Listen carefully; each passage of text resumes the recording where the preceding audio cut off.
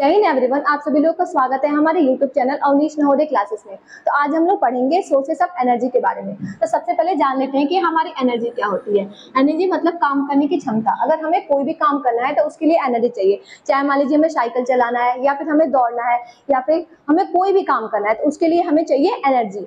अब जानते हैं कि एनर्जी की सोर्स क्या होती है। जैसे हम ह्यूमन बींग है तो हमारे लिए एनर्जी की सोर्स जो होता है वो फ्रूट्स हो सकते हैं, वेजिटेबल्स हो सकते हैं, जूसेस हो सकती हैं। अब जैसे मान लीजिए कि कोई फैन है तो फैन के लिए एनर्जी की क्या सोर्स है? Electrical energy. क्यों? क्योंकि उसको हम लोग इलेक्ट्रिसिटी जब देते हैं तभी तो वो चल पाता है। तो वो चीज जिसके कारण हमें एनर्जी मिलती है वो उसका सोर्स कहलाता है। तो सबसे पहले अब देखते हैं हम एनर्जी की डेफिनेशन। तो एनर्जी की डेफिनेशन में हमारा ये कह रहा है एनर्जी इज द एबिलिटी और the capacity to do work. यानी जो एनर्जी होती है हमें काम करने की क्षमता देती है कि हमें कोई भी अगर काम करना है तो उसके लिए हमें पावर देती है, हमें क्षमता देती है। अब हम लोग देखते हैं कि नीड ऑफ एनर्जी मतलब कि हमें एनर्जी की जरूरत पड़ती क्यों है। तो इसमें हमारा पहला पॉइंट ये कह रहा है फॉर मेकिंग फूड, यानी अगर हमें खाना को बनाना है, अगर हमें भोजन बनाना है तो उसके लिए भी हमें एनर्जी चाहिए। फॉर लाइटनिंग के लिए भी एनर्जी चाहिए। जैसे मान लो हमें अगर कोई बल्ब जलाना है तो उसको जब तक हमें इलेक्ट्रिकल एनर्जी नहीं देंगे तब तक वो हमारा बल्ब क्या होगा, नहीं ग्लो कर पाएगा।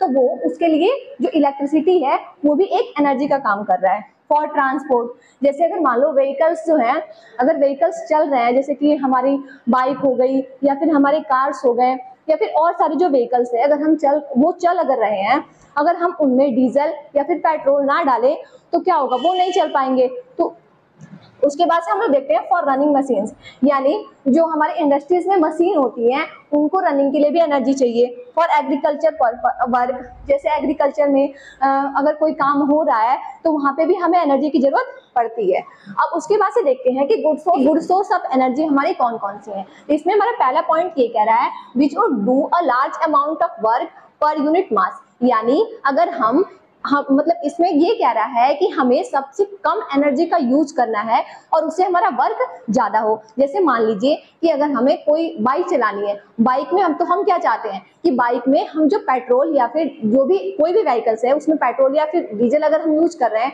तो हम क्या चाहते हैं कि डीजल या फिर पेट्रोल जो है हम कम यूज करें और उससे हम दूरी सबसे ज्यादा तय कर पाए।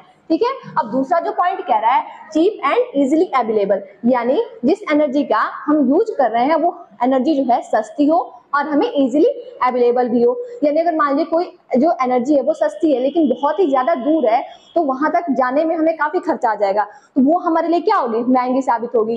तो हमारी एनर्जी जो है वो चीप होनी चाहिए और इजीली अवेलेबल होना चाहिए। और तीसरा पॉइंट हमारा कह रहा है easy to store and transport, यानी जिस भी एनर्जी सोर्स का हम यूज कर रहे हैं वो उसको हम इजीली स्टोर कर पाएं और इजीली ट्रांसपोर्ट कर पाएं अगर हमें कहीं भेजना है उस एनर्जी के सोर्स को।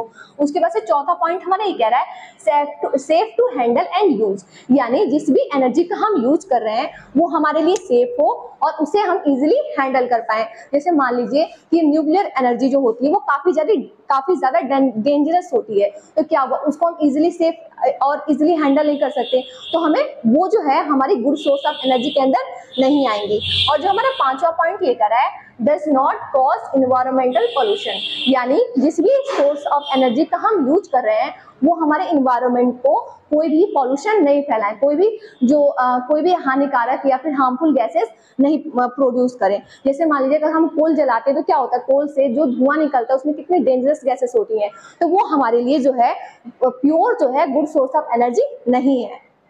अब हम लोग देखेंगे एनर्जी के नॉन रिन्यूएबल और रिन्यूएबल सोर्स के बारे में।